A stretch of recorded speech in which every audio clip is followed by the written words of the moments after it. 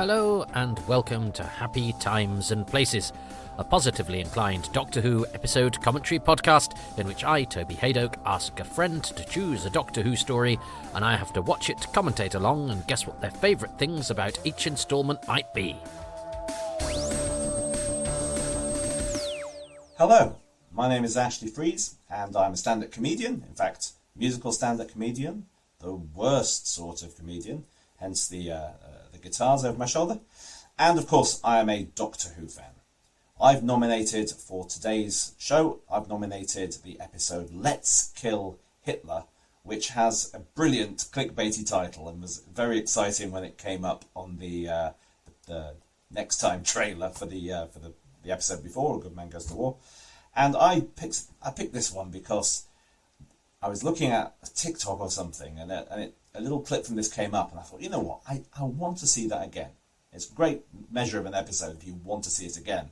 And in particular, I remembered it having a kind of the same sort of feel as the film Top Secret, which, if you remember, is a comedy set in the Second World War. And the two seem to have the same sort of flavour to them, very light-hearted, yet set in that time. Of course, because this is Toby's podcast that I'm contributing to, I had to immediately work out what the Doctor Who link is between the film Top Secret and Doctor Who, which actors have been in both. That's his game, but it's my turn to have a go. So I thought maybe Warren Clarke might have done it both, but he hasn't, but probably should have done. Ian McNeice, he managed to make it into both Top Secret and Doctor Who, playing Winston Churchill, of course, in Victory of the Daleks. But I mean, there's a glaring, obvious link between the world of Top Secret and Doctor Who in the form of Peter Cushing, who may not necessarily be canon Doctor Who, but certainly, well, play the Doctor. I think that's a decent link. These two are obviously in the same universe. That's what I'm saying. So onwards, let's talk about the things that I spotted in this episode when I had a little rewatch of it a few minutes ago. Ah, the lovely Ashley Frieze there. Good Lord, I haven't seen Ashley in the flesh for many years, probably prior to COVID. A reminder that we should all touch base perhaps more than we do. And Ashley, I always knew he was a bit of a fan. And I remember him, he's a musician, Ashley, a brilliant musician, and he shouldn't apologise for being a musical comedian. But you may not know this, lovely listener, but there's a certain frisson of disapproval that ripples around certain types of comedian when it is announced that there is a musical comedian on the bill. I think, to me, the rules are very simple. If you are a person with a microphone and you make an audience laugh, so long as you are not stealing material from another comedian, you're doing your job, and you do it however you wish and with whatever weapons are in your arsenal. And if one of the weapons you have is to have musical talent, and you can use that to bend songs to your will, or write original songs, or just add various bits of musical skullduggery to your act, then you are entitled so to do. I mean, I get slightly jealous of an act who goes on wielding a guitar, but that's because I can't play a guitar. And it is maybe a bit of a shorthand, but an accent can sometimes be a shorthand. We all have other different things that we use, but that's why Ashley said he was one of the sort of more hated kinds of comedians. But that's comedy's fault, not Ashley. But it's very self-deprecating of him to mention it. But I always knew he was a bit of a geek. He did a wonderful song about Star Wars back in the day, and about, I can't remember the entire context, but it's about self-pleasuring to Star Wars, and obviously ends with turning Han Solo into Hand Solo, which has always stuck in my mind. And gosh, I remember him doing that several venues ago from my comedy club, Excess Malarkey. Just thinking actually about all the venues we've had, because actually, as I record this, last night we had some people in, Sally and Yvonne, who used to come every week in that venue that I'm just referring to, and that was 24 years ago whilst they were at university, and now they're proper grown-ups who've lived lives, and I'm still essentially, although we've changed venues, I'm still in the same place. But anyway, that was lovely to see them, and I've seen them probably less recently than I've seen Ashley, and I haven't seen Ashley for a while. So very nice of Ashley to choose Let's Kill Hitler, which is not an episode I especially go back to. I watched it at the time. I've watched it a few times, probably a handful of times, only a small handful of times. I've always remembered it as being a sort of not a story so much as a sort of series of incidents to tie up certain things. And I remember feeling like it wasn't an adventure so much as a sort of series of bits and bobs. I don't know why that is. Why do I have that impression? Because I know that Mel's comes in, but that, spoilers everybody, that she is River Song, and that Hitler does not play as much of a part as the pre-publicity had led us to believe. And of course it introduces the Tesselector. So it's doing some season arc work, and it is of course the first episode back after the break that had been preceded by A Good Man Goes to War, which was, all big action adventure excitement. And I recall it being sort of Moffat-y and funny and sort of mosaic, perhaps, rather than a sort of a story with a beginning and a middle and an end. But I may be wrong on that. Let's see. But before we do, I have to just go on the back of what Ashley said about the film Top Secret. No, Warden Clark was not in Doctor Who, and he did mention. I mean, he skimmed the surface of Top Secret, which is a favourite of mine. It's if you don't know Top Secret, it's basically Airplane. The people who made Airplane do World War II, and it stars Val Kilmer and is very funny. And he's right, it does have our own wartime hero, Ian McNeice, aka Winston Churchill, but it has many Doctor Who actors. And I'm not looking this up, guys. I'm just going to do this because this is what my misspent youth was. I remember being delighted because it features Richard Mays, a big bearded actor, sometimes wore a monocle in things. He was that sort of actor. Often played Russians because he had that sort of bearing.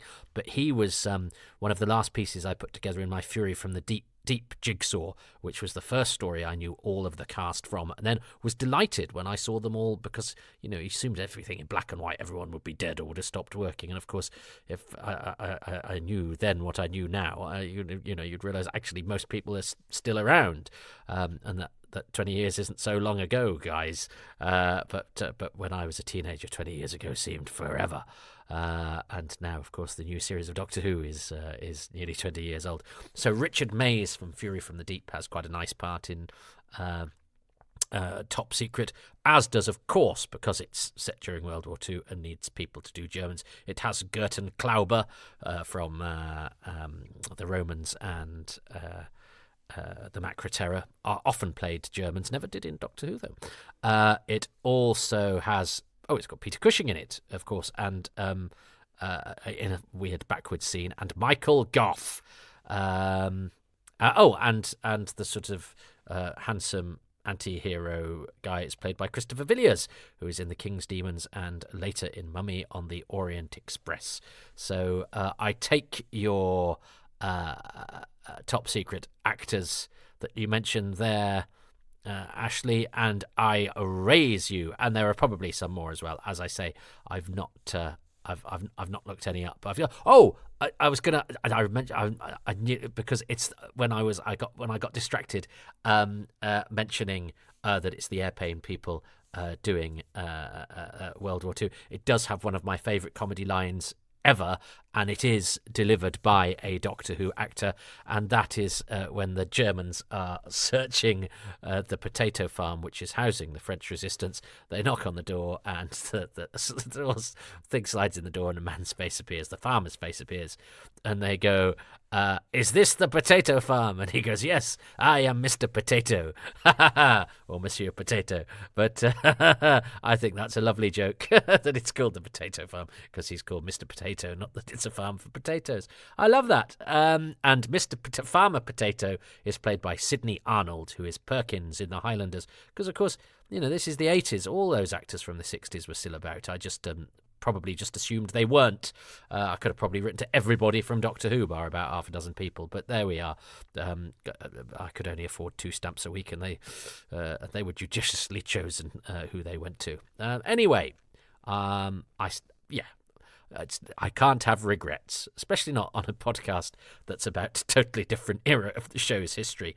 I could easily write to everybody from Let's Kill Hitler, but I think my writing to actors' days are over, and I will leave that to other people and just hope that I come across the actors in professional circumstances. And indeed I have some of the cast of this, and I'm sure I will discuss that as we go on. But yes, let's get ready to kill Hitler, an audacious title. As I say, I'm not overly familiar with anything from this point in the show onwards, really. Certainly not as much as I am the classic series. So let's see how we do. I have to choose 5 things that Ashley will also have done. He will have chosen his 5 things, and the rules are if I choose 3 or more that are the same as his, I win. But I've only won this 3 times, haven't I? So with Love and Monsters, Christmas Carol, and The Censorites. So that means my new series' average is better. But with these new episodes, as I say, newer episodes. I mean, it's not that new, is it? This was from 2011. This is so. In fact, when Top Secret was out. When was Top Secret out? Oh gosh. I don't know, but shall I guess? I'll guess about 1988. No, earlier than 8. No, because it was before 86, 85, 86, something like that, when it was out. So Fury from the Deep was oh well, actually no, it was longer ago. 86. So it was nearly 20 years, whereas Let's Kill Hitler is only, as I record this, 13 years away. So anyway, I've got very distracted talking about things that are entirely nothing to do with this, but it just goes to show how the various Doctor Who connections can take us to different places. I have it up on my iPlayer. I have paused the very first frame, which is the previously on showing one of those remarkable silence creatures, which I think are a great Doctor Who-y visual.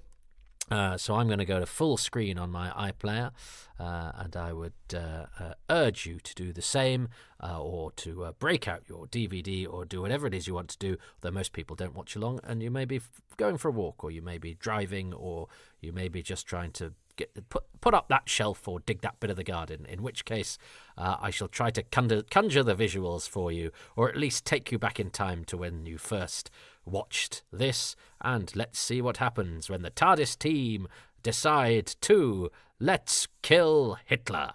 That didn't quite fit as well as I'd hoped, because let's kill Hitler doesn't work, does it? Anyway, you can tell it's live. This is the previously on. And it's quite detailed, isn't it? I remember I really like Good Man Goes to War. It does feel like a real climax, even though it's sort of mid-season. My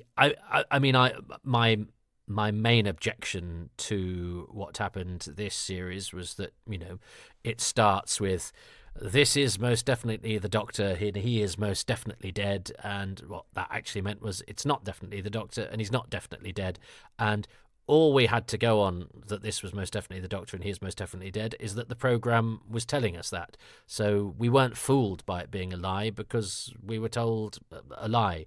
And I do think you have to, if you say, and I would argue the same with this season as well, with Ruby Sunday being a total mystery and her mum being very important, and then it going, well, yeah, what made you think that? Well, you did, because you told us. But anyway, it shows the peril of the modern way of Doctor Who, where, you set up mysteries or hooks or arcs, and they have to pay off. And actually, the ones that have paid off most successfully for me have been the sort of meaningless ones. Bad Wolf. Saxon was pretty good. That just sort of dripped thing saying, this character is important. But I think the minute you get more complicated than that, and we had this, that's a beautiful shot. That's an excellent shot. And anything that invokes crop circles, I think is, that's a witty invocation of a thing that we associate with extraterrestrials. Crop circles, of course, are a bit sort of X-Filey as well, sort of saying, this is all of this, conspiracy stuff or things that are the modern day mysteries will weave into the landscape of our program. It does make you feel a little sort of more relevant. And then Doctor Who makes it charming by having a mustard-coloured Minnie doing the circles, and I think that's rather fun. And the addition of the line is a witty joke. That's hang on, we haven't got that, and it's beautifully filmed. This Richard Senior is not a director that does a lot of Doctor Who. Does he do any other than this? I don't think he does any other than this, does he? And that's a great opening and a wonderful entrance for the splendid Nina Toussaint-White. Who I think is great fun as Mel's, or I seem to recall her being great fun as Mel's. And I have to say, even though she's called Mel's, I did not put two and two together and go, oh, it's Melody Pond, even though Melody Pond has been said a lot. So that was so maybe I'm stupid, but that was a good misdirect. She's quite fun, and this is a nice mystery. She blows in. She's got such presence. She's very funky. She's got a lot of sparkle. She's a great actress, Nina, and she's quite a sort of Moffat-y woman, isn't she? She's cool. She's sarky. She's got a gun. But I don't mind all of that. I'll tell you what this reminds me of. It reminds me a bit of Quentin Tarantino. And Quentin Tarantino is a sort of guilty pleasure of mine. And I know, if we look at, if we look beneath the surface of some of the ways that he does sort of representation or the way that he mines stuff, I know people have difficulty sometimes with some of that. But on a purely, filmic sort of, geeks inheriting the earth, and skill. I'm a great enjoyer of the work of Quentin Tarantino, and find his films to be, sort of great fun and a bit naughty and a bit, with some really great dialogue and good parts for actors, and this reminds me a bit of that in the sort of, the fast talking, quippy, sort of glorified criminal type, but I remember when I watched this the first time round, you have this great mystery. If you go, well, where has this person come from? It's obviously not going to be straightforward. They're obviously not going to go, well, this is just somebody we haven't mentioned before. There's obviously a reason we don't know who this is. I think the poor old Rory being, I think we tend to I tend to identify with Rory, even though I've never actually had a relationship like that where I was with two women who humiliated me. But I think spiritually, I think I'm Rory, perhaps, sort of slightly hapless and underappreciated, but with a good heart and a desire to do my best. But this is a great sort of mystery to set up. And poor old Rory. Oh, poor old Rory. And how do we feel about is that no? Because they do, because it turns into a great love affair, and in the end they love each other and they leave the show together. So that's all right. I think I think Moffat is for all the horrible stuff that Rory goes through, he does prosper in the end with his love. And I think we've all known what it feels like to not feel like we can we can get the object of our affection. But anyway, yeah, I mean, a lot of Stephen Moffat's episodes have, very short scenes, whether it's sort of flashbacks or whether it's funny little comical episodes of the Doctor that just take one scene and then he's gone and then we're somewhere else. And this is a bit like that with this fast cutting presence of Mel's, the hitherto unmentioned Mel's. That's nice. That's a nice piece of direction, that the TARDIS model going into the actual TARDIS. So yeah, Nina. Why do I call her Nina?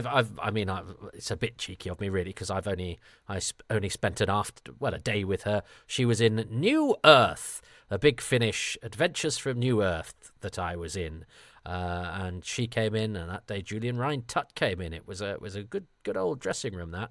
And she was very down to earth and very lovely, which and she's had, she's done some great work. I mean, since then she did a thing on a housing estate that was about a sort of gang that were intimidating her into not giving evidence, I think, and it was a rare modern drama that was actually, I thought, without being a horror, there was no supernatural element at all, actually genuinely scary, and it was lovely seeing her play the lead. And she was also a likable detective in The Bodyguard, which is a series that did really, really well over here. So glad to see that she's been she's been holding her own, because she's a good actress. I think she's a really attractive presence on screen. I think she's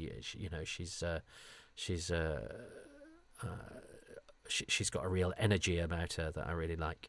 And here we are. It's interesting, isn't it, that setting a sort of caper adventure in Nazi Germany, and we tend to be very serious about this stuff these days, because obviously World War II was about more than the warlike larks and heroics we get from war movies. The Holocaust and the terrible things that happened during World War II, but we've always, I think, as a species, invoked terrible events and dramatised them, and I think that's a perfectly legitimate thing to do. And indeed, a lot of the war films of the time, showed them as you would think people would have wanted to forget, but instead, actually, war films during the war were there to stir up patriotic fervour, but actually after the war, a lot of them showed a sort of great sort of zeal for the adventuring element of them, rather than a distaste, which is interesting. We've always dramatised things to make us in touch with and aware of our history and of past events. And you don't have to be accurate if you don't want to be, I don't think. I think it's all part of the patchwork that makes up our modern day. And so I think it's fine, I think it's fine for Doctor Who, as indeed this reminds me of Inglourious Bastards, the Quentin Tarantino film, which plays fast and loose with World War II, but to quite entertaining effect. I won't give away the spoiler. It is quite an interesting film, but it doesn't shy away from some genuinely horrible moments and some heroic moments from bad characters and some bad moments from heroic characters. But it is very much an alternative version of World War II. Whereas here, this is the character that is disguised, that the Tesselector people take it upon themselves to disguise themselves as, but rather than just have him disintegrated, he's transported into here, which is useful for the story later on because we need these antibodies later on. But it allows us to have a moment of saying, yeah, but this guy was a Nazi. I mean, the background to this caper has some of the architects of the situation we find ourselves in, were the worst people imaginable, and we have and followed an ideology that was disgusting. And even if we're only having a quick adventure, we will say our piece about those people, and we will do what the Tesselector does, which is sort of deliver judgment, if you like. And this is another great Moffat sci-fi idea. And unfortunately, there is something that Mitchell and Webb sketch is brilliant, isn't it? About how sort of cool they feel in their big leather-booted Nazi costumes. And there is something, as Cursor Fenric showed with Commander Millington trying to think like the Germans, so he had swastikas in his office. There is something about that the imagery that is sort of cinematic. That's partially because so many of the films that I grew up watching were from World War II. There were so many World War II films that it's almost as much about, this is steeped as much in the sort of in war filmery than it is in history, actually. And I know that can be uneasy, but I think this is fine. I think this is fine because it sets out its stall, and indeed, its title is kind of saying, I mean, its title works so well, I think, that because it addresses the age-old thing of, well, if you were traveling through time, would you kill Hitler? There's a Stephen Fry book that addresses that, and actually they do, and somebody else rises up and takes his place. But that's an interesting philosophical idea, isn't it?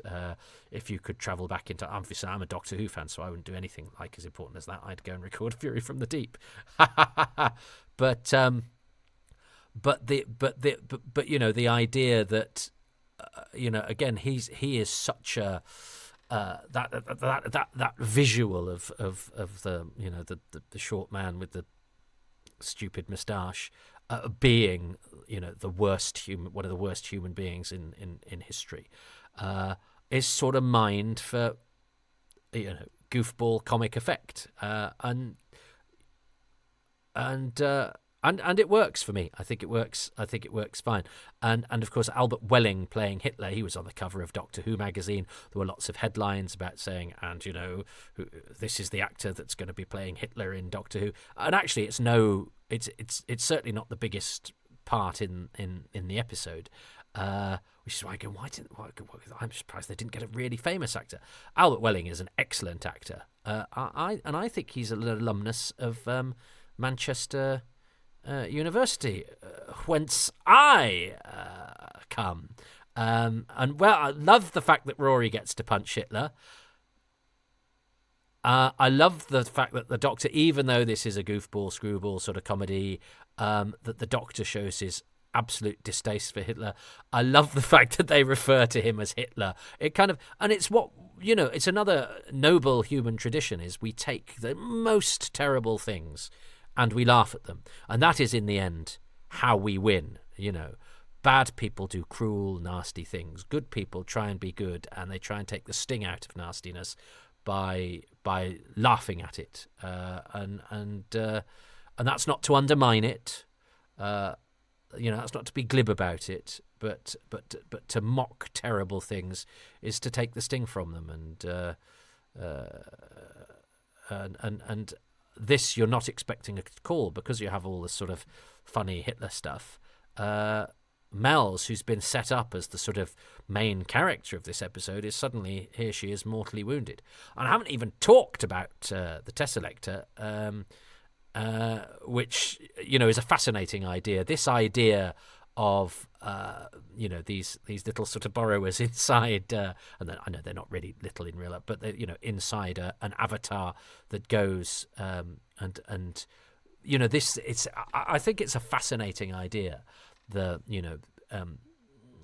traveling around and grabbing people the moment before they die in order to punish them. That speaks to a lot of how we behave as human beings, and it feels like it's a sort of just thing to do, but it's not, because it's sort of based on revenge, and it speaks to me about today's society, actually, where a lot of people seem to want to sort of cast judgment on people, but enact that judgment themselves, and I am always slightly dubious about such people. But anyway, here we have a twist that I don't know about you, but I did not see coming. That she's River Song, but also River Song as a timer. And again, I was slightly worried when this happened, because I didn't want there to be another Time Lord around, because I worry that the new series sometimes takes away from the uniqueness of the Doctor. And I know that the old series had loads and loads of Time Lords in it, but hardly any of the Time Lords weren't really like the Doctor. So yeah, they could regenerate, but he was just the Castellan, or he was just the Cardinal or whatever. So they weren't a threat to the Doctor's uniqueness. And then the Master and the Rani were baddies, so they weren't either. But another sort of cool, funny person, with the power to regenerate, suddenly introduces a new character into the mix. So that you could sort of say, well, is interchangeable with the Doctor if we're not careful. Now, of course, the episode sorts that out, because the conclusion of the episode is that River gives up her right to regenerate and reverts to being the one life River Song. But we don't know that at this point. But again, that's very good plotting, because it threatens to take the show in one direction, but actually neatly resolves itself by the end in a way that is dramatic and touching. Now, Alex Kingston's performance is interesting in this, isn't it? Because she's playing sort of slightly younger and less sort of cool, if you like, because River Song is quite cool. I'm not sure I like it and it's it's a deliberate choice and a right choice, because she wouldn't have emerged as fully formed River Song that we know and love. So she's playing, the start point of the character we've come to know and love. She's a newborn River Song. She's Inlet Song. So this is like her origin story. And there we go. There's some sort of Stephen Moffat. I wonder how the actors feel about it. They can't object. Do you know what I mean? Because if you're an actor and if you don't want to do a thing, you can say, I'm not doing that joke about my arse or whatever. I don't know how I feel about the sort of naughty, sexy jokes that Stephen Moffat puts in Doctor Who. He's very good at them. He's a very, very good joke writer, and he's very good at funny lines. But I mean, as sexy as my Doctor Who goes is when it's again very Tarantino again, sort of gun-toting, wisecracking female character. Although there aren't a lot of... no, there are in later... I'm thinking there's none in Reservoir Dogs. But yes, and here we have a bit of Moffat-y, timey-wimey stuff, but at least nobody's sort of travelled back in time to change things. This is more, the Doctor changed it in real time, which is rather fun and rather playful. But he likes this sort of thing where we see something and we assume we know what the end game is going to be because we've seen it with our own eyes, but then we get a the blanks are filled in, which means that the Doctor is one step ahead. And I love the Doctor being one step ahead. The Doctor should be one step ahead. I also quite like the joke of people producing a banana that they think is a gun. I mean, it's daft, but we've had it before in Empty Child Doctor Dances, and it's great. And a word, by the way, for Matt Smith, who I think is absolutely fantastic. He treads the line between, being the frivolous sort of ingenue to a wise and slightly insolent, seen-it-all veteran Time Lord. and we have all of these lovely close-ups as well. I think Richard Senior shoots this really nicely. I think his picture composition's great. And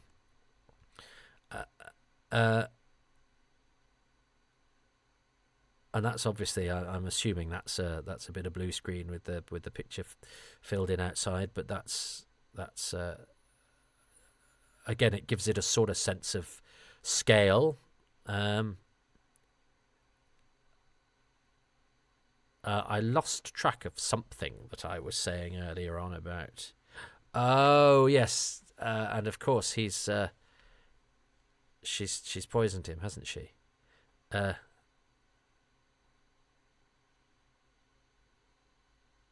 She's poisoned him, and she has, you know, as far as she's concerned, she's doing the right thing. And of course, that kiss looked just like another sort of Moffat doing I'm going to tease the fans a bit because the fans don't like Doctor Who kissing people, but it's just a peck, so we've got away with that kiss. And you're thinking all of that going, is that him trying to have a kiss in Doctor Who, or is that him? But actually, it's an important part of the plot that is all part of that scene of I'm one step ahead of you, you're one step ahead of me. So it's brilliantly, intricately done. He's such a superb sort of plotter and planner, and a pesky one. Oh yes, what I was going to say about sexy jokes in Doctor Who, as sexy as I like Doctor Who, is the bit in The Androids of Tara where Peter Jeffrey says of Madame Lamia, just because I once showed her a certain courtesy. And I think that's as distinct a reference to anything sexy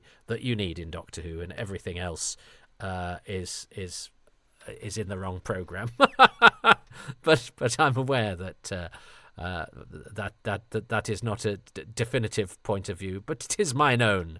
And it's I just think, and this is me, this is me imposing a motive upon somebody based on absolutely nothing at all.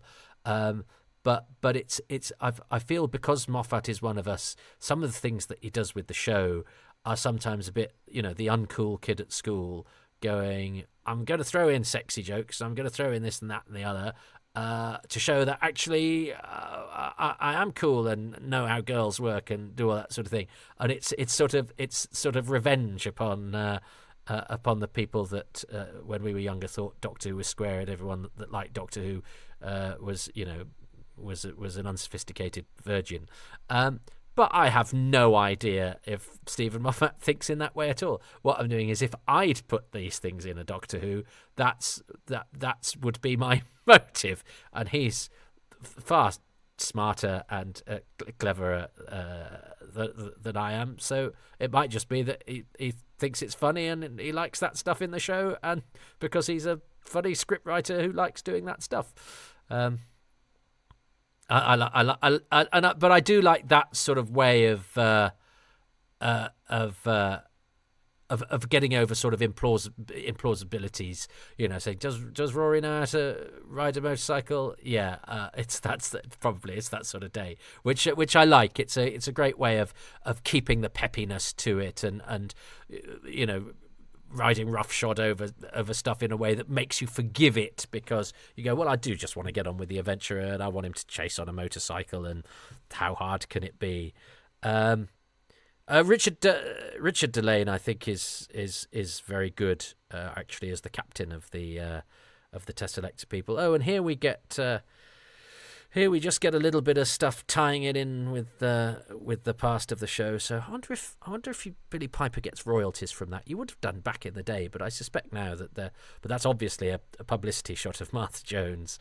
In the way that when Billy Piper appears, you're not quite sure if it's a publicity shot or not. But I think the ones of Martha and Donna are they're a bit like the photos that the Keller machine produces in The Mind of Evil. But now we have your actual Amelia Pond, because you can get Caitlin Blackwood back, who's great, and she's fantastic in her little duffel coat with the little peg buttons.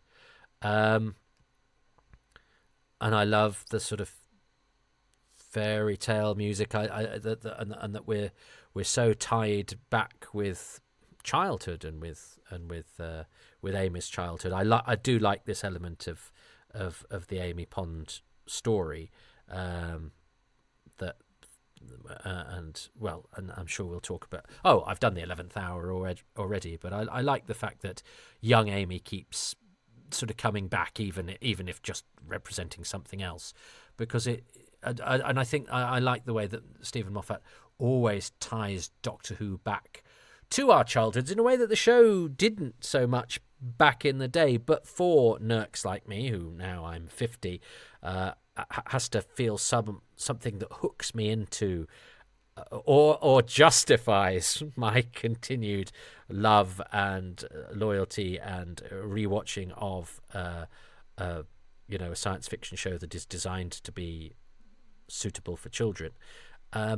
This gives it a kind of nostalgic hook, and the music helps here too. Murray Gold's music is very, evocative of sort of lonely childhoods and all of that. And Caitlin Blackwood's really good here because she's not playing Amy Pond. She's sort of, her eyes are dead, and it's a sort of not quite a grotesque, but it's a sort of parody of the lovely, fun young child that she was, because she's an emotionless avatar, and I think she does that rather well, and it's slightly disconcerting. Matt Smith's got such a good face, and he is an inspired choice of Doctor. I think he's my favourite. I think of the post 2005 Doctors. He's to me the most sort of Doctorish, even though he's too young. But he's not, because he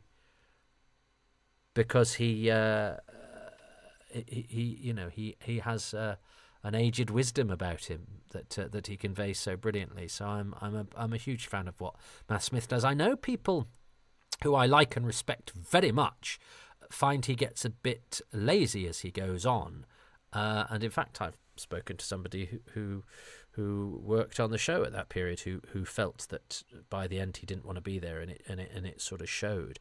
So I will be interested when I revisit those areas, that time period of the show, if that is indeed reflected.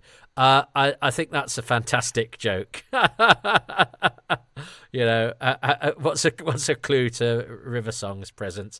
Loads of undressed people running out of a big building, and again her holding two machine guns as she breaks into a big fancy party in Nazi Germany, again just feels to me very Quentin Tarantino. This is the closest I think that Doctor Who's got to being Quentin Tarantino-y. Now, it may just be that's because Inglourious Basterds is set during World War II as well, but as I say, I do think it has that kind of slightly rock and roll violence vibe about it, which I don't mind because it's fiction. I don't like anything that sort of glibly glorifies violence, but I think, the thing about Tarantino is he always shows the pretty grim side of it, even if it's sometimes sort of operatically over the top. Thinking about Django Unchained, where you shoot somebody and their head explodes or whatever, but that's so ludicrous. But he's also not afraid of giving his characters nobility and showing pain and suffering, and he is sort of he's like a sort of complex comic strip, Quentin Tarantino, and I quite enjoy that. I as I say, I don't think everything has to be navel gazing or po-faced or serious. And what is it John Pertwee says, are you serious about what I do, not necessarily about how I do it, and I think Doctor Who adventures have a dramatic license to be, to embrace the lunatic or to poke fun at things, even very, very serious things, because it's contained within an adventure that has a great spirit and a great positivity about it. And this actor here has he's been a contestant on Strictly Come Dancing, because he ended up being in EastEnders. So he's an actor there with a bright future ahead of him, one where he becomes very well known to the British public, but not so well known to me. That he's called Davood, I think. I can't remember his full name. But if it was an extra in a 1960s story, I'd be able to tell you everything about him. But I leave this work for the people who should come after me, and of course I don't feel that. Oh, that was a brilliant shot. The the mirror there thing that Amy did. This is very Doctor Who, isn't it? The Doctor coming out in a top hat. Doctor Who, he likes doing that, doesn't he? He likes doing that sort of thing. And so here we have the sort of explanation for the Tesselector, which is a great idea, which will, of course, enable the story arc to cheat its way out of the conundrum it has set up.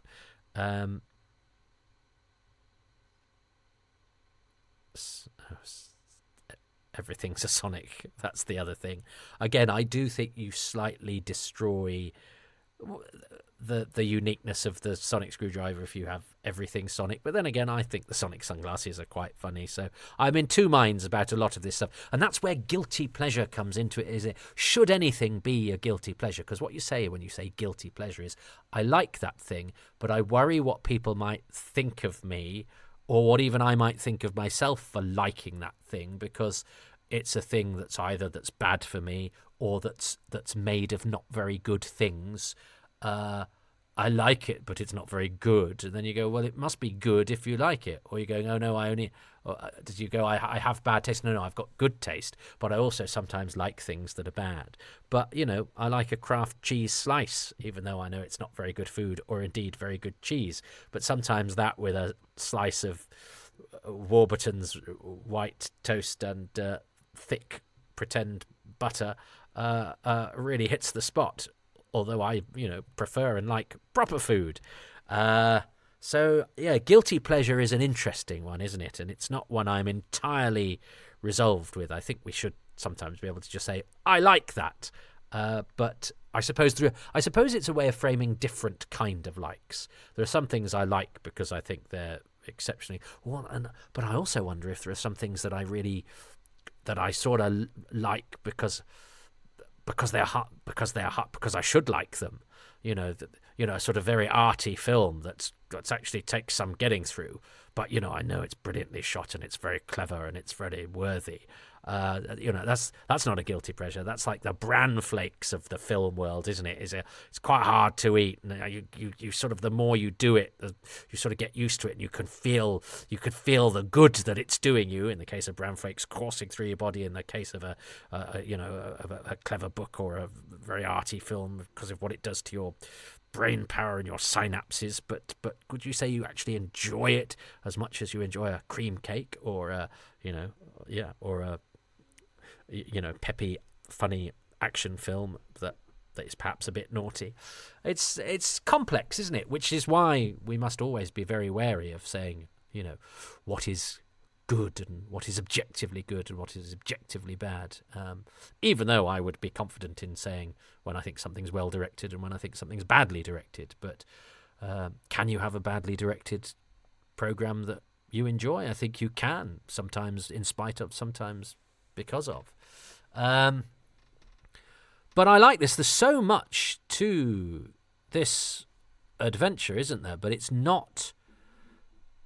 It's not the sort of story you expect. I'm surprised at how early Nina Toussaint-White is not in it anymore, because I sort of consider her to be the main guest actor in this story, and she's been gone for ages, and there's still a good 10-15 minutes to go.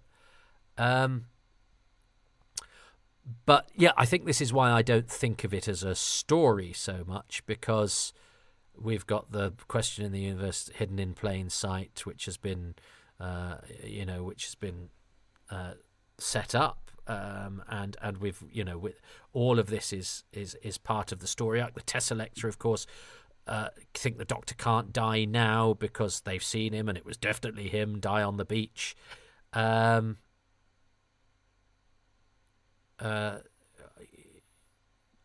God, I remember at the beginning of this season, of course, it was, which one of these characters is going to die. That's an excellent effect, and that's a really compelling idea. Give somebody that is responsible for terrible things hell. Who dispenses justice. But the special effect takes it very literally. She looks like she's burning in the internal fires of hell. That's a really fantastic visual effect, I think.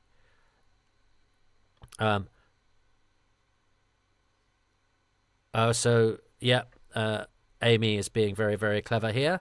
Outwits the crew of the Tesselector. I've got to start thinking of my favourite things. But it's great because this is, again, cleverly thought out, because we've set up the antibodies, we've set up the things on the wrists. In fact, we've had it done twice because Ella Kenion's character had to do it first, and then it was done to them when they were both given the wrist things to make them safe from the antibodies. So we've had those set up twice. They're Chekhov's wrist gauntlets, and now they do talk a lot before they kill you. They suffer from Daleks in Remembrance of the Daleks syndrome, where they spend a very long time telling you what they're going to do. In fact, so long it gives you time to escape. But and I would say that is a little bit. It is. You are kind of going, oh, there's. And I think the Doctor takes a long time to die as well. There's no threatened death is quite as imminent as perhaps it needs to be for something that's truly going to be exciting. I feel as I watch this that perhaps everybody should be dead now if this was a really plausible threat. But obviously we can't have it that Amy and Rory cause the deaths of these people. And it is, it is a nice piece of Jeopardy provision that, Amy and Rory do this in order to stop River being burnt up and to make the Tesselector people vanish. But to do that, they end up stuck in the inside at the mercy of the things. But again, I feel that they should be dead by now. That thing was charging up and they should be dead. And obviously we need to feel the Doctor's suffering because that's got to be dramatic. But I feel while all this is going on, they should have been killed 10 times over, and we're going to cut back to them, and they'll have escaped from that one that was with them when we charging up when we left them. What seems like now 35 minutes ago, so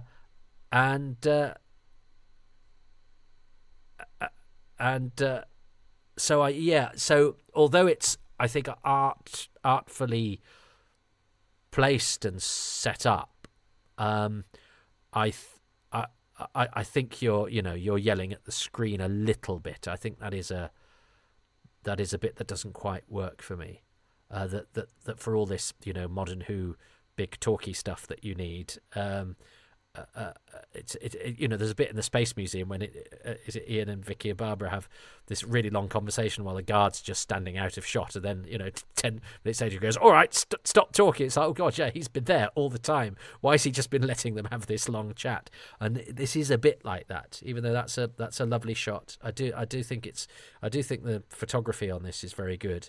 Go on, tell them the death will be implemented. Keep chatting away. I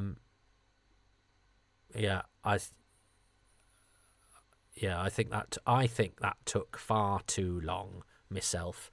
Even though they're a nice visual, and again, sort of cleansing antibody bots is not an unusual thing for Moffat era Who, but I don't mind that. I think it's a nice recurring kind of motif. It speaks to sort of logically speaks to me.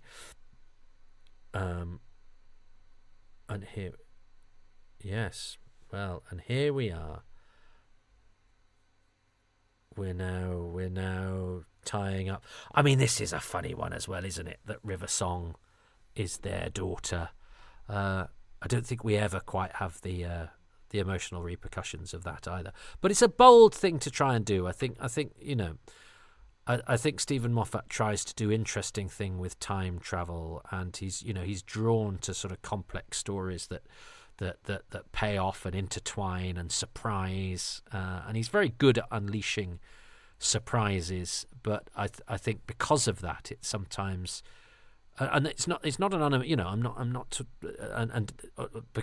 but that doesn't mean it is a emotionally free. He's not a cold sort of jigsaw puzzle manufacturer, because there's plenty of emotional content to the Moffat stuff. But I think some of the longer term stuff, like Amy and Rory and River, it doesn't. From here on out, I don't really ever believe that she's their daughter, and if you've got kids, even though she's older than they are, it shouldn't really matter in that sense. There should. I think the complex time travel-y, wisecrackery stuff overtakes the fact that, hang on, this was, when you've had a baby, when you've given birth, even more so for Amy for the woman than for the man. But if you've born a child and she's there, even if she looks like Dr. Alex Kingston from ER and not the baby, that you've missed out on that childhood. There's all sorts of stuff there that I never think quite reverberates as well as it should. I think Karen Gillan looks absolutely fantastic on camera, and knows how to do suppressed emotion. Alex Kingston too, and this is a nice contrast to her performance as in the early stages of River Song that we saw 25 minutes ago, and so it all sort of coalesces here, and this is good emotional content. And it provides us with the get out that we need, because we don't want the Doctor to die. And we also don't want River Song, we don't suddenly want the possibility that that Alex Kingston's going to regenerate into Phoebe Waller-Bridge or whoever, so that River Song goes on forever and ever, or can be brought back, in the wrong hands by the wrong people or whatever. So you need to get rid of the fact that she can regenerate, although it's quite a shift in the course of this sort of fun and frivolous adventure, that she's gone from the person that wants to kill the Doctor to the person that's prepared to sacrifice her regenerative capabilities. But that's a wonderful shot. That's a really nice shot. But all of this stuff has been baked into the storytelling. He's planted the seeds to make all of this absolutely possible, and it's all stuff that has been made possible in the series before. The idea that regeneration energy hangs around, it can be passed on to people, and blah, blah, blah. So this, science-wise, if you like, even though it's not scientific, this seems to me to be a perfectly acceptable flourish at the end of the episode in order to, restore order, if you like, the natural order of things. So yeah, I think that's fine. It makes sense because it's sort of beautifully placed, if you like.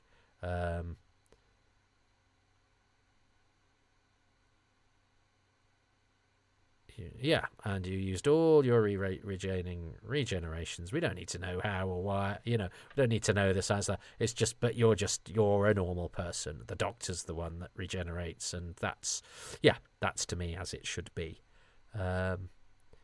It's quite an uneven episode, isn't it? It's a mystery with flashback. Then it's a sort of World War II pantomime World War II caper. Plus, whatever the Tesselector stuff is, and the talky emotional content as well. And this is where she gets the diary, which she had when we first saw her meet Doctor Who, in a story that I was convinced was going to be her one and only appearance, because her whole story was told in Silence in the Library, Forest of the Dead. But I'm sure I will go into detail on that, of how dismissive I was of my friend who said, so we're going to see her loads then? And I was like, no, she's a one-off character. Little did I know. And so here we have to be reminded of the story arc in this particular season of Doctor Who. So maybe that's why I don't think of it as a sort of story in its own right either, because it's picking up where we left off from A Good Man Goes to War, and it's putting things in place for the resolution of the season story arc. So the story itself is kind of, well, the story itself is River Song, who is not a character confined to this episode. So that's why it feels like a sort of a passageway of an episode rather than, in Cluedo, the murder happens in the ballroom or the library or the lounge or whatever. Not, whereas this feels like it's the passageway, the corridor on the way to the room, the rooms where it happens. And here's this actor is he's the High Septon in Game of Thrones. So he's had some nice stuff to do. Does he only have one line in this? Yeah, he does. He only has one line in this, but a good costume, some nice sideburns. I love this Doctor theme, by the way. And it was Ashley actually that told me, and I actually tried to. He told me what it was that was clever about this piece of music, and I put it in my review of this season, one of the seasons in Doctor Who magazine, because it was the menu music as well. So I thought, well, I'll say what I like about that I Am the Doctor theme, and it's this, and they cut that bit out. So whether they didn't believe me, or whether I didn't phrase it right, or whether it was irrelevant, because actually I was talking about it in terms of it being part of the DVD packaging, the menu as a whole. Whatever. Either way, they got rid of it, and now I can't even remember what it was. But Ashley is your man. Ashley will be able to tell you all of the beautiful stuff about how the themes work in Doctor Who, how the incidental music works, and all of that, because he's a proper skilled musician. And he, as I say, he did tell me when I told him why I liked that I Am the Doctor theme so much. One of the reasons that it really works, it's something about the tempo, but I don't know. So anyway, I've got to choose five things that I like about Let's Kill Hitler. So okay, I like the clues joke. I like the where can we look for clues for River Song, and all the people run out screaming. I think that's very funny. I think calling Hitler Hitler and putting him in a cupboard, and actually the whole wheeze of setting up an episode to be about this terrible figure, and actually then treating him as a sort of inconsequential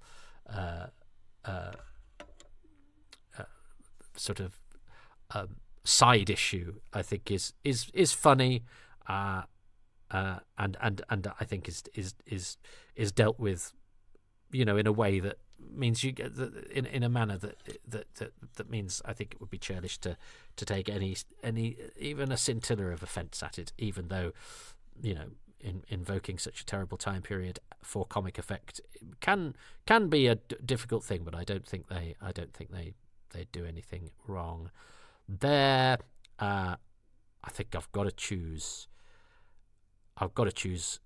Mel's, because I think she's an intriguing mystery, and a bit like when Dawn came into Buffy the Vampire Slayer, you're sort of going, well, I don't want this to change what I know about this, and I know that you haven't just ignored the fact that we should have heard of her by now and haven't, so what the hell are you doing? I think she works the way that she's sort of brought in, and it's sort of wittily done, and Nina Toussaint White is fantastic and sparky and spunky and funny, and I do love that opening of pointing the gun and saying, what the hell, let's kill Hitler. That to me is an adventure going, yeah, let's go.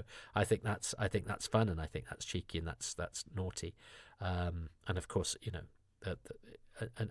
and I do think I do like the title, but but she does that. I've already chosen Hitler, so I can't choose the title as well, can I? Can I choose the title? But then it's all about Hitler. Then I'm all about Hitler. But what else? It is a good title, though, isn't it? No, actually, I'm going to go for a visual. I think Richard Senior's visuals are all very good. I do think it's beautifully photographed, and I'm going to choose one particular moment. I like the bit where Mel's throws the TARDIS model and it becomes your actual TARDIS. That's one of many visual flourishes, but I think that's a particularly good one. And then I think I like the idea of the Tesselector because I think it's a complicated idea, that thing about justice and dispensing justice, and we know with hindsight that it comes back as well and comes in useful.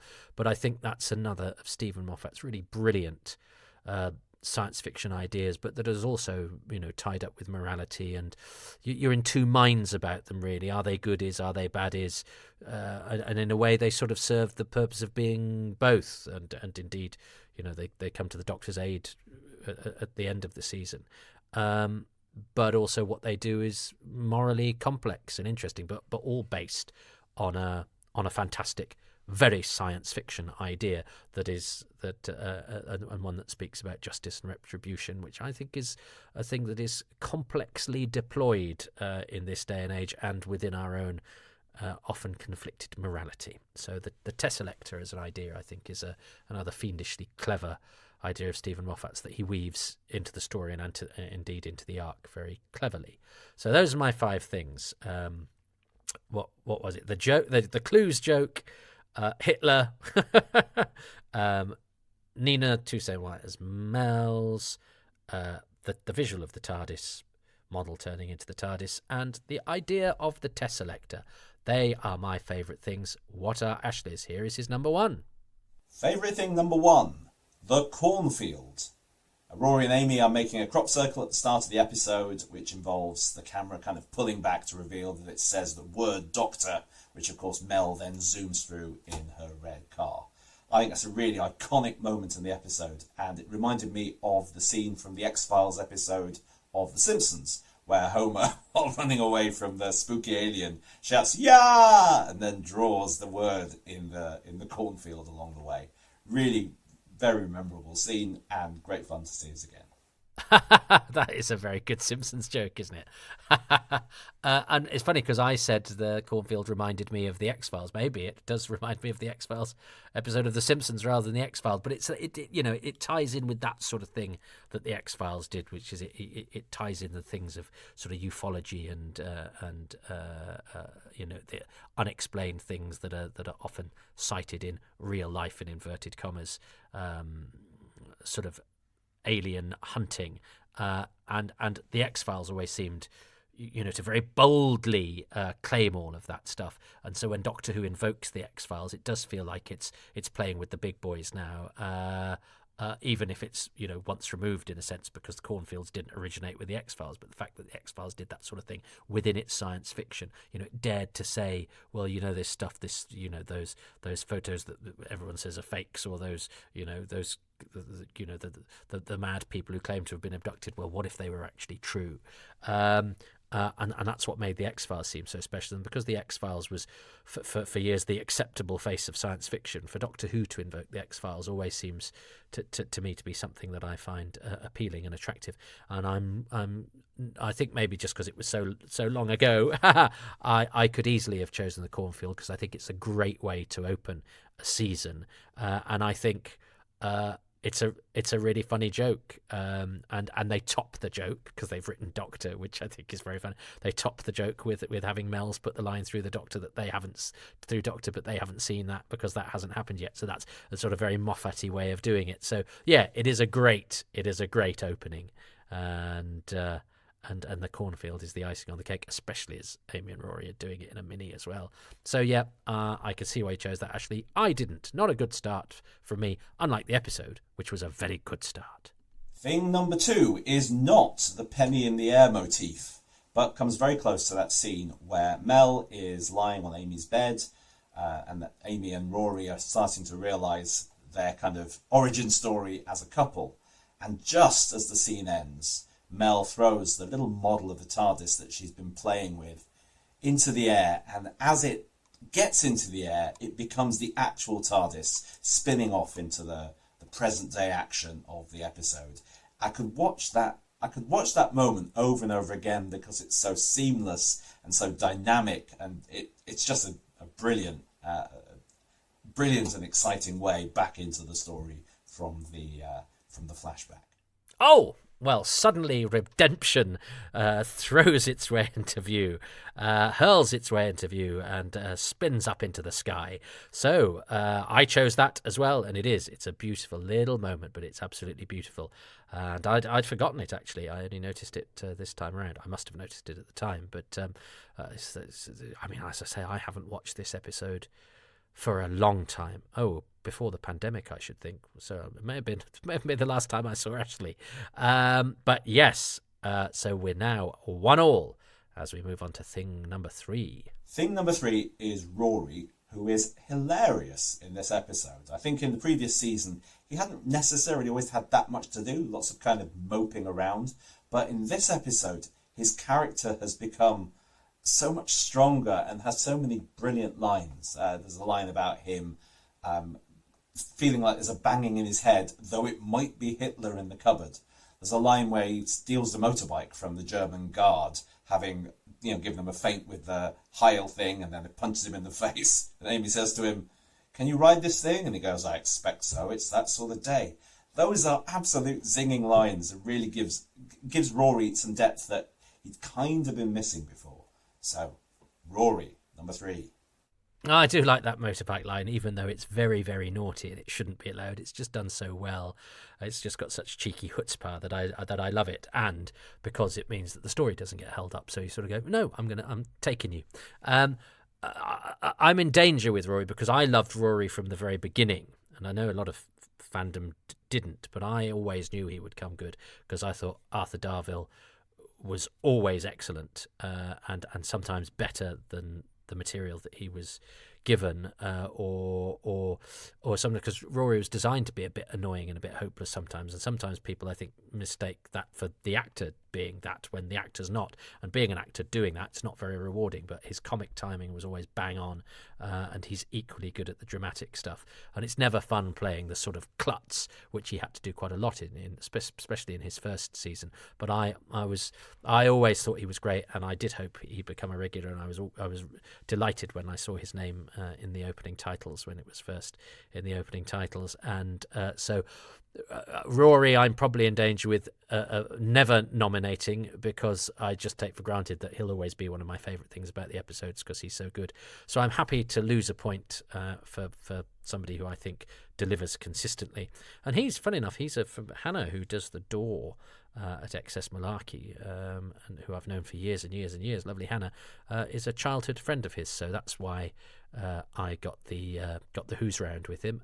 But I've bumped into him so many times in non-Doctor Who circumstances. But anyway, he's a lovely guy, and I'm so glad that Doctor Who is a springboard to so many other things for him, because I think he's really talented, but wears it lightly. And he's good people, as they say. What's thing number 4, Ashley? Thing number 4, Matt Smith as the fatally wounded Doctor. The way that he portrays the bravery and the wittiness and the depth of that feeling, the way that he interacts with the voice interface of the TARDIS to find some comfort and yet bickers with the thing.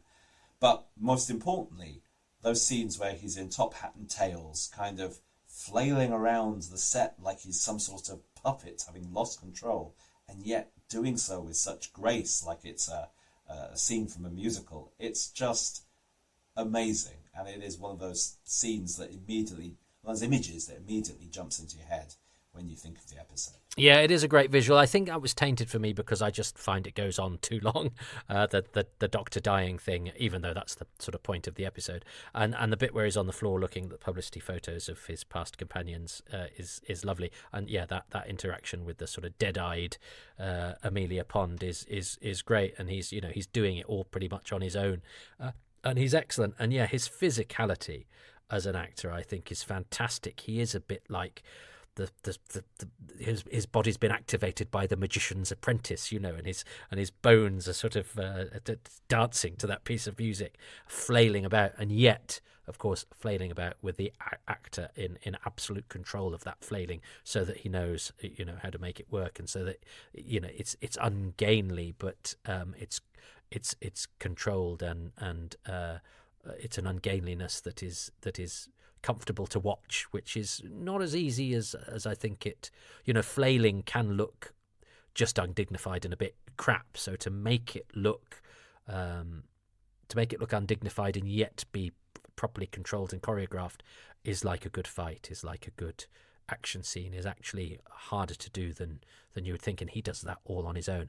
I think Matt Smith's physical acting is a great strength of his truly wonderful Doctor. But I didn't choose that either, so I'm not going to win this one. Do I get a consolation prize for at least being 3-2, which I think is an honourable loss, or am I going to lose 4-1? I actually think even having one is pretty good, but I'm not going to lie. I'm hoping to get 2. My final thing about this episode is the redeeming quality of those rather odd-looking octopusy antibody things that that patrol the corridors of the Tesselector. Whilst they are a bit rubbish as practical effects within the episode, they do have a very good line in reassuring threats. Lines such as, "Remain calm while your life is extracted," or my personal favourite, "You will experience a tingling sensation and then death." I think if I was going to be murdered by a crazy octopusy squid thing made out of IKEA curtain rings or something, I too would like a reassuring tagline as the end comes close. Well, this is where I come from a completely different perspective to Ashley, because I actually think they're a great visual. I think we're conditioned to say Doctor Who practical effects are naff looking when they're not, because that's what we've had drilled into us since the year dot, and I would happily out and proud say that's a really good special effect. They're a really good visual, and they float very convincingly, which is quite hard to do, and they merge with the technology around them, and they're a palpable physical threat and a pleasing visual, sort of octopusy. Like they tie in with being sort of sort of biological antibodies, which they're not, but they look like, they have a biological silhouette in that they're sort of tentacly octopusy, but also being robotic bacteria erasers, if you like. So I think it's a well thought out and a well realized visual and creation and design. And maybe I'm just humorless, and I because the joke, which is, and it is a very, it is a nice joke of sort of going, how would an emotionless robotic antibody cleaner try to, efficiently clear up its, flailing, emotionally wrought, trying to escape targets. It would be, try and reassure them in order to facilitate, the cleanest possible destruction. You would issue reassuring things like that, but in robot form, so that becomes sort of a amusing and Doctor Who juxtaposition of the terrifying and the mundane, and the very British thing of it sort of being bureaucratic speak, but that's trying to sound concern, but is of course scary because it's false concern. It's robotically issued concern. So the reassurance comes from a robot. So there's a dissonance there. So I absolutely buy all of that, but for me, I'm going, you should have killed them by now. You should have killed them by now. You should have killed them by now. So I all of that, brilliant conception and how cleverly wrought it all is done for by that aspect, that for me. So that's why I didn't choose that. But interesting that we had different appreciations and reservations about the very same element. I like Ashley. He's a good egg. A man of great sort of gentle energy, and his comedy is benign and cheery, and he's a very, very talented musician and a very nice man. Let us see from his outro if he's going to plug anything or tell you anything more about himself. So thank you, Toby, for having me on your podcast, and if any of your listeners or viewers would like to follow me, ideally on social media, because in person it's not going to get either of us very far. Then I am Ashley Frieze. I'm on Twitter with @AshleyJokes. I'm on Instagram and Facebook with Ashley Frieze Comedian. I'm on TikTok, not doing dances, you'll be pleased to hear. And I have a YouTube channel. Just search Ashley Frieze on YouTube. Please do subscribe if you like comedy songs. And of course, I'll be appearing at a comedy club near you if I can convince them to let me. Well, I hope to work with Ashley again soon. It's been too long. That is a reminder. And I think of Ashley as being one of the people who's contributed most recently to Happy Times and Places, because, as you know, a lot of these are in the archive. I'm now going to look at what year he sent this. This was 24th of August 2022. So it's only 2 years ago. So yeah, that is more recent than some people who's been in the archive since. I knew I'd asked him relatively recently because we hadn't really been in touch, and I think I'd put something about Doctor Who on social media, or he'd put something. I'd gone, of course, Ashley. So I asked him, and Let's Kill Hitler was one of those still left over. And I'm trying to up the new Who's that I'm doing, the ones I'm unfamiliar with, to see if I can just balance it out a bit. And so I hope my slightly less informed and more instantaneous almost reactions to some of these more modern episodes, so modern they're 13 years old, are entertaining in a way that perhaps my other podcasts aren't, but still worth your time. And if they're not worth your time, Ashley's comedy output definitely is. So scurry off and check those, and I will speak to you on another occasion. But until next time, thanks for listening, and cheerio. Thanks ever so much for listening to Happy Times and Places, which is presented by me, Toby Haydoke, and my special guest this episode was Ashley Frieze, who you can find on Twitter @AshleyJokes, but go back and re-listen to his outro for all the other places you can find him on social media. I'm indebted to Ashley and to the patrons who make these podcasts possible, and they include Sydney Wilson, David James Wilson, Andrew Wilson, Andrew Willis, Rhys Williams, Michael Williams, Tom White, Stephen White, Adam Westwood, Gary Wales, Apollo C. Vermouth, Sabrina Tirabassi, Damien Timmer, Nick Temple, Neil Tate, Stephen, David Shepherdson, Graham Slate, Keith Say, James Silk, Julian Botting, Michael, Stephen Moffat, not that one, Ashley Knight, Susie Ferguson, Matt Foy, Alan W. Wright, Matthew Tate, Richard Riley, and Paul Kirkley. The music is by Dave Gates, the artwork by Dylan Patterson.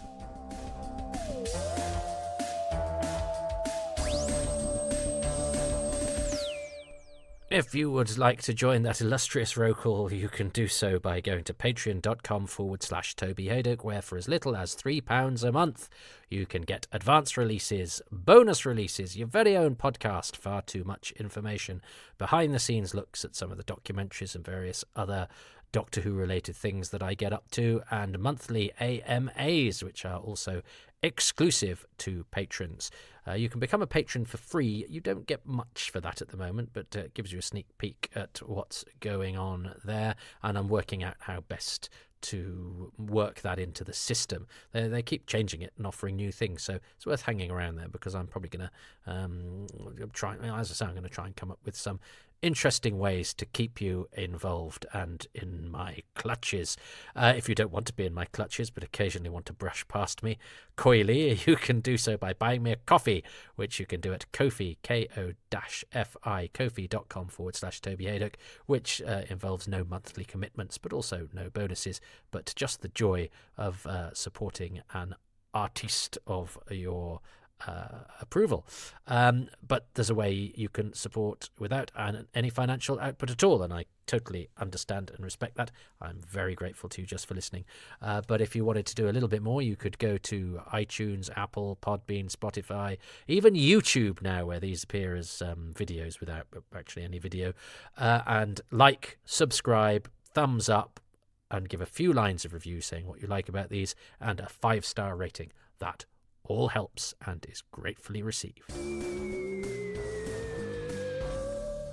Like Ashley, I'm all over social media. I'm at Toby Haydoke on Twitter. I'm also at Haydoke Podcasts, which is just content related to these podcasts. And I am on Facebook. I have a Facebook page where you can keep up to date with my work and things like that. And I'm on Instagram at toby.haydoke, and I have a website, www.tobyhaydoke.com. And every Tuesday I am in Manchester at Excess Malarkey Comedy Club, and I have a monthly new material night in Manchester as well called Testing.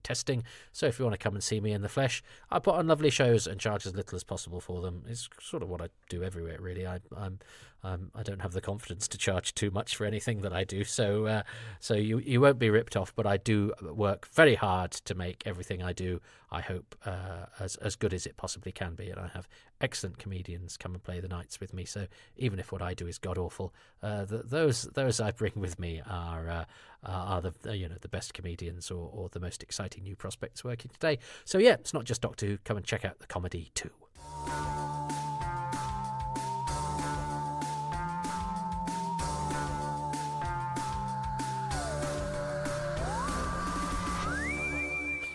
And I will leave it there because that was quite a long episode and I'm tired. So, but a little bit of it, because we always have a little bit of post credits, don't we?